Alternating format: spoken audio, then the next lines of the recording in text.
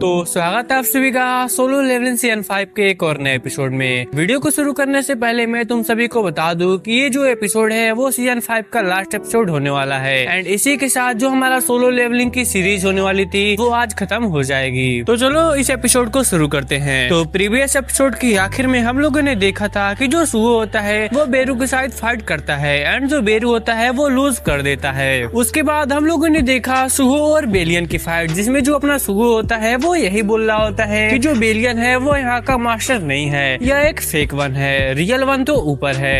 And हम लोगों ने अपना जो लास्ट एपिसोड था वो यहीं पर रोक दिया था। तो अगला एपिसोड शुरू करने से पहले तुम सभी से एक रिक्वेस्ट है, अगर तुम सभी इस चैनल पे न्यू हो तो वीडियो को लाइक करके चैनल को सब्सक्राइब जरूर कर लो। तो चलो इस एपिसोड को शुरू करते हैं। इस एपिसोड की शुरुआत में हम लोग देखते हैं कि जब जिनू सुहो से फाइट करने के लिए जमीन पर लैंड करता है ना, तो जिनू के आसपास से इतना ज्यादा ऑरा निकल रहा होता है कि वो दिखने में काफी ज्यादा बेडस लग रहा होता है। बट अब जो सुहो होता है वो अभी जिनू से फाइट करने के लिए पूरा रेडी हो चुका होता है एंड अभी जो जिनू होता है वो अपने डैगर को समन करता है और काफी भयानक वे में सुहो को देख रहा होता है। और सुहो जानता नहीं है कि अभी वो किससे लड़ाई कर रहा है एंड वो अभी नहीं जानता कि वो कोई और नहीं उसका फादर ही है। और जैसे ही सुहो जिनू के हाथों में डैगर देखता है ना, तो अपने मन में वह सोचता है कि वह फर्स्ट टाइम किसी ह्यूमन बीस्ट को देख रहा है और वो उससे बात करके चीजों को सॉल्व कर सकता है। और फिर वो अपने फादर को बोलता है एक्सक्यूज मी, लेकिन सामने में कोई भी जवाब नहीं आता। और अभी सुहो अपने मन में सोच रहा होता है कि उसने अभी तक एनिमी को नहीं हराया, लेकिन उसके सामने एक गेट अपीयर होता है जिसका कंक्लूजन वो यह निकालता है कि जो ये बंदा उसके सामने खड़ा है वो इस गेम का बॉस है। और अभी सुहो अपनी पावर्स को रिलीज करता है जिन्हू से फाइट करने के लिए। और इसके बाद जिन्हू और सुहो दोनों एक दूसरे की तरफ काफी तेजी से आगे बढ़ने लगते हैं और हम लोग देखते हैं कि दोनों एक दूसरे पर स्ट्राइक कर रहे होते हैं। और फिर हम लोग देखते हैं कि जो जिनू होता है वो लगातार सुहो पर स्ट्राइक कर रहा होता है, बट जो सुहो होता है वो उसके हमले को ही डॉज कर रहा होता है। बट अगले पल जो जिनू के अटैक की स्पीड होती है ना, वो और भी ज्यादा इंक्रीज हो जाती है, पहले से भी ज्यादा। और सुहो भी जिनू को कीप अप करने की कोशिश करता है बट वो कीप अप नहीं कर पाता एंड देन अगले पल जिनू उसे जमीन पर पटक देता है। और यह देखकर सुहो अपने मन में सोचता है कि जो उसके सामने का बंदा है वो केवल ताकतवर ही नहीं, जो उसके हर अटैक है वो रिफाइंड भी है। एंड आल्सो जिनू को देखकर यह भी सोचता है कि जो बंदा सामने है उसने कितना ज्यादा हार्ड वर्क किया है, उसने कितनी ज्यादा डेथ को ओवरकम किया होगा इस स्किल को पाने के लिए। और इतना घायल होने के बावजूद भी जो सुहो होता है वो हार नहीं मानता, वो फिर से जिनू की तरफ आगे बढ़ता है और अपने मन में सोच रहा होता है कि जो मेरे स्टेट्स हैं वो अभी अपनी लिमिट तक पहुंच गए हैं, लेकिन जो मेरी कॉम्बैट एबिलिटी है वो इनफ हो चुकी है कि वो इन इंस्टेंट को भी संभाल पाए। और अभी बंदे को ऐसा लग रहा होता है कि जो उसके सामने बंदा खड़ा है अगर वो उसके स्टेट्स को ओवरवेम कर पाए तब वो जीत पाएगा। और जो ये अटैक होता है ना, वो सुहो का जिनू पर लग भी जाता है और देखकर ऐसा लग रहा होता है कि जिनू का भी गेम ओवर हो चुका है। लेकिन अभी सुहो हार नहीं मानता और सबसे पहले वो जिनू को अप्रिशिएट करता है उसकी पावर को लेकर, बट वो फिर से ग्लव सूट के जाने के बावजूद भी उस पर हमला करता है। लेकिन जो जिनू होता है वो उसके हमले को डॉज करता है एंड वो उसके सिर पर हाथ रखते हुए बोलता है क्या तुम्हें इस गेम में मजा आया? क्वाइट इम्प्रेसिव हाँ। और यह आवाज सुनने के बाद जो सुहो होता है वो एक ही चीज बोलता है डैड। और तभी जिनू उसे गेट की तरफ धक्का दे देता है और वो बोलता है अब यह तुम्हारे लिए काफी ज्यादा है। और जो सुहो होता है ना वो गेट की तरफ गिर रहा होता है, लेकिन वो जिनू को ही देख रहा होता है, आई मीन वो अपने डैड को ही देख रहा होता है। इसके बाद जो सुहो होता है उसकी आंखें खुलती हैं एंड वो खुद को क्लास में पाता है और फिर बंदा यह रियलाइज करता है कि उसके पास कोई है ही नहीं एंड देन बंदा शर्मा जाता है और यह कह रहा होता है कि कुछ समय स्टेन रेंज में घूमने के बाद जो फाइनल बॉस थे वो उसके डैड थे। एंड तभी साइड से उसके रूम में एक लड़की भी आ जाती है और वो उसे बोलती है क्या तुम अभी भी यहाँ पे हो, क्या तुम घर नहीं गए? मैं अभी क्लासरूम को बंद कर रही हूँ। और फिर सुहो उसे बोलता है क्या तुम मेरी हेल्प कर सकती हो? तो वो लड़की बोलती है श्योर। और दूसरी तरफ हम लोग देखते हैं जिनू को, जो कि सुहो की क्लास की बिल्डिंग के ऊपर ही होता है और वो उसके साथ होता है ग्रीस और साइड में खड़ा होता है अपना बेरू। और अभी जिनू आर्किटेक्ट के सिस्टम के बारे में बात कर रहा होता है, लेकिन तभी साइड से बेरू उससे पूछता है क्या यंग मुनार्च को उसकी सारी पावर्स देना सही नहीं रहेगा? एंड अभी हमें ग्रीस के थ्रू इस बात का भी पता चलता है कि सुहो ने काफी बार ऐसे एग्जामों को दे रखा है, लेकिन फर्स्ट टाइम है जब वो जिनू के पास पहुंच पाया है एंड उसे अभी बिलीव है कि जो सुहो है वो पास हो चुका है। और फिर जिनू उसे बताता है कि क्या मैं ड्रैगन किंग के अगेंस्ट जीत पाता अगर मैं ब्लाइंडली अपनी पावर्स पे ट्रस्ट ट्रस्ट करता और शुरुआत में उससे फाइट करता तो।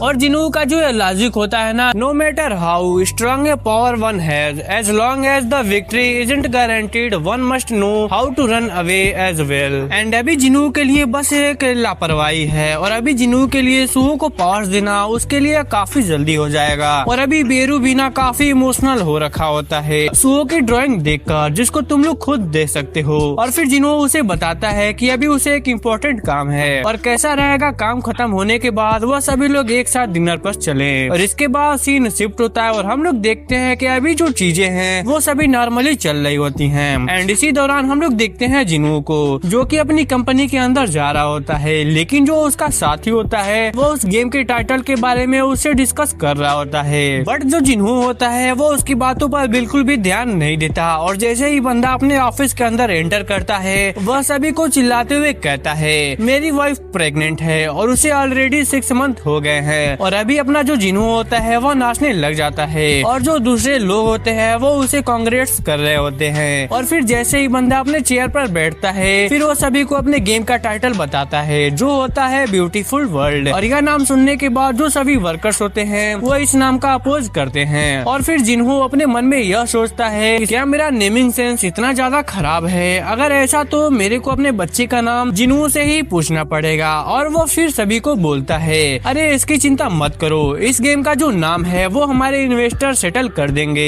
एंड जो बंदा उनके गेम का नाम सेटल करने वाला होता है वो कोई और नहीं जोंग होता है। और जो अभी सभी चीजें जो होती हैं वो काफी अच्छी चल रही होती हैं, लेकिन हम लोग देखते हैं एक गेट को जो कि अर्थ में क्रिएट हो रखा है। और इसके बाद सीन शिफ्ट होता है और हमें दिखाया जाता है गेट को और बताया जाता है कि जो ये गेट है उनके पार क्या है एंड इसके बारे में कोई भी नहीं जानता। एंड दैट्स व्हाई लोग डर के मारे कांप रहे हैं और वो प्रे कर रहे हैं कि जो ये गेट है वो कभी भी ओपन ना हो। लेकिन वहाँ पर कुछ लोग ऐसे भी हैं जो इस फेयर से लड़ते हैं और उस गेट के अंदर लीड करते हैं और उन्हें कहा जाता है हंटर्स। और फिर सीन शिफ्ट होता है और हम लोग देखिए किसी का फोन बज रहा होता है एंड जैसे ही वो बंदा कॉल को पिक करता है वो सामने वाले को बताता है कि यह हंटर एसोसिएशन सपोर्ट डिपार्टमेंट है। और जो स्टाफ होता है ना वो जिस बंदे से बात कर रहा होता है वो चिल्लाता है, वो उसे कहता है मैंने तुम्हें स्पेशली कहा था कि संग जिनू को इधर मत भेजना, तो फिर तुमने ऐसा क्यों किया। और फिर वो स्टाफ उन्हें बोलता है मेरे को माफ करना मिस्टर, हंटर टीम को क्रिएट करने की प्रोसेस में कोई एरर आ गया है और क्या आप मेरे को स्लोली एक्सप्लेन कर सकते हैं। और जो सामने का हंटर होता है ना वो चिल्लाते हुए कहता है मैं यहाँ पे कोई भी स्लोली वाली काम नहीं करने आया हूँ, जल्दी से संजीनू को मेरी टीम से क्लीन करो। और जो उस स्टाफ के अगेंस्ट बंदा होता है ना वो उस पे कुछ अलग ही ढोस जमा रहा होता है। Grab any student of the street and ask them this, what kind of job do you want do in the future. And वो लोग डेफिनेटली इन आंसर में से कोई एक आंसर देंगे। फर्स्ट हो गया एक फेमस हंटर बनना, सेकंड हो गया एक लार्ज गिल्ड का एम्प्लॉय बनना और आखिरी हो गया हंटर एसोसिएशन का एम्प्लॉय बनना। और फिर सीन शिफ्ट होता है और हम लोग उसी हिसाब को देखते हैं जो कि एक हंटर के हाथों काफी सारी गालियां खा रहा होता है। और जैसे ही जिनू की प्रोफाइल देखता है वो काफी ज्यादा सरप्राइज हो जाता है एंड उसके दिमाग में यह सवाल भी आता है कि यह जो बंदा है वो जिंदा कैसे है। और अभी उस स्टाफ के दिमाग में जिनू के बारे में यह चल रहा होता है कि यह हंटर बनने के लिए इतना ज्यादा आगे क्यों जा रहा है, क्या इसके पास कोई स्पेशल रीजन है। एंड फिर उसे याद आता है कि इसकी जो मॉम है वो आईसीयू में एडमिट है जो कि इंटरनल स्लम्बर में है और उसकी जो बहन है वो हाई स्कूलर है।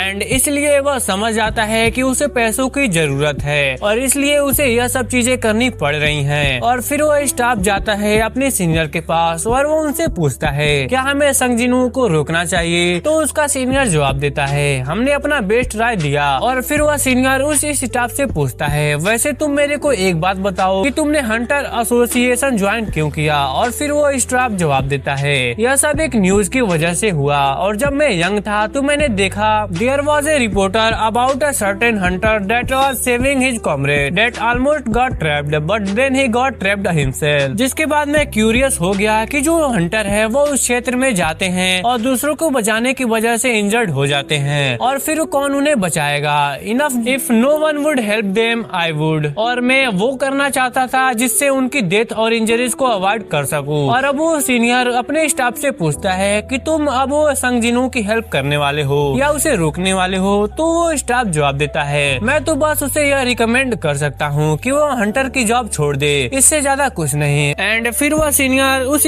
आपको किसी की प्रोफाइल दिखाता है और वो बोलता है कि कुछ चीजें हैं और क्या तुम इन चीजों को कर सकते हो। एंड फिर वो सीनियर उसे एक्सप्लेन करता है कि वो लोग ऐसे लोग हैं जो कि हाई रैंक अवेकन हुए हैं, बट उन्हें कोई भी हंटर बनना चूज नहीं किया बिकॉज वो मनी को लेकर इंटरेस्टेड नहीं है। और कैसा रहेगा कि तुम इनसे हंटर की हेल्प करना परस्यूट कराओ जो कि हंटर एसोसिएशन से बिलोंग करते हैं। और फिर वो बंदा जोई का प्रोफाइल खोलता है एंड थोड़ा सरप्राइज होता है बिकॉज जो जोई है वो एक हाई रैंक में अवेकन हुई है। और अभी वो स्टाफ उन प्रोफाइल को देखकर अपने मन में सोच रहा होता है कि एक तरफ लुई है जिसने हंटर बनने से रिफ्यूज किया उसकी अच्छी एबिलिटी होने के बावजूद भी बिकॉज उसे डर लगता है, और दूसरी तरफ संगजिनू है जो कि कमजोर होने के बावजूद भी उसने अपने फियर को ओवरकम किया और गेट के अंदर एंटर किया। If someone is able to transform fear into courage they will be able to become the strength for the weak. And फिर वो सीनियर उस हिसाब से बोलता है क्या तुम ट्राई करोगे और तुम लोग अब ऐसे समझ सकते हो कैसे जिनू और जूहे एक दूसरे से मिले। और यह सब चीजें जो है वो हम लोग पास्ट का सीन देख रहे हैं। एंड इसके बाद सीन चेंज होता है और हम लोग आते हैं प्रेजेंट में जहाँ पे काजल के ऊपर जिनू और चाहिन बैठे हुए होते हैं। और चाहिन जिनू को बोलती है काफी समय हो गया इस नजारे के देखे हुए डार्लिंग। और अभी जिनू चाहिन को अपनी 16 एनिवर्सरी का एक गिफ्ट देता है, उसके लिए एक नेकलेस लाया होता है जिनू। एंड वो अभी उसके गले में बांध रहा होता है एंड देन उसे घर जाने को कहता है। एंड यहाँ पर जो चाहिन और जिनू होते हैं वो एक दूसरे के काफी क्लोज होते हैं। एंड इसके बाद चाहिन जिनू को बोलती हैं तुम ज्यादा समय मत लगाना। अभी चाहिन जिनू को काफी रोमांटिक नजरों से देख रही होती हैं और दूसरी तरफ जिनू भी चाहिन को काफी ज्यादा रोमांटिक नजरों से देख रहा होता है। बट अभी ना दोनों लोग बुढ़े हो चुके हैं। एंड तुम्हें क्या लग रहा है तुम लोग अपना ओपिनियन कमेंट बॉक्स में जरूर देना। एंड इसके बाद जो चाहिन होती है वो वहाँ से चली जाती है और दूसरी तरफ हम लोग देखते हैं जिनू को जिसके सामने एक मैसूर सा गेट होता है। और इस चीज को देखकर बंदा अच्छे से समझ रखा है कि जो यह मैसूर सा गेट है वह दूसरी चीज की हार्बेल चीजों को इस दुनिया में अट्रैक्ट करेगा। एंड फिर क्या बंदा अपनी आर्मी को समन करता है इस गेट को हैंडल करने के लिए। एंड इसके बाद सीन शिफ्ट होता है और हम लोग देखते हैं डंजर के अंदर का सीन जहाँ पर जो काफी सारे सोल्जर होते हैं वो गिरे पड़े होते हैं। एंड अभी हम लोग एक बड़े से गेट को देखते हैं जिसके सामने सुगो होता है और उस गेट को देखकर अपने मन में सोचता है I am afraid what if something that's far more powerful than anything I am meet before it appears. और अभी सुगो यही सोच रहा होता है कि क्या होगा वह यहीं पर मर जाए, लेकिन उसके दिमाग में यह सवाल भी चल रहा होता है कि अगर मैंने इस गेट को नहीं खोला तो वह कुछ भी नहीं जान पाएगा। और जब बंदा दरवाजा खोलता है तो वो हार जाता है और ऐसे ही वह लगातार हार रहा होता है। और जब उसके पास एक आखिरी मौका होता है वह फिर भी नहीं घबराता। एंड यहाँ पर हमें थोड़ा सा जिनू की झलक भी दिखाई जाती है। एंड लास्ट में सुगो दरवाजे को ओपन कर देता है। एंड इसी के साथ अपना जो यह सीजन एंड एपिसोड होता है वह यहीं पर खत्म हो जाता है। एंड आल्सो हमारा जो सोलो लेवलिंग सीरीज है वो भी यहीं पर खत्म हो जाती है। एंड इसके बाद हम लोग सोलो लेवलिंग रैग्नारॉक सीरीज को शुरू करने वाले हैं। तो कमेंट बॉक्स में जरूर बताना कि तुम्हें यह एपिसोड कैसा लगा। तो चलो मिलते हैं अगली किसी और नई सीरीज के साथ, तब तक के लिए सायोनारा। तो चलो मिलते हैं अगली किसी और नई सीरीज के साथ, तब तक के लिए सायोनारा।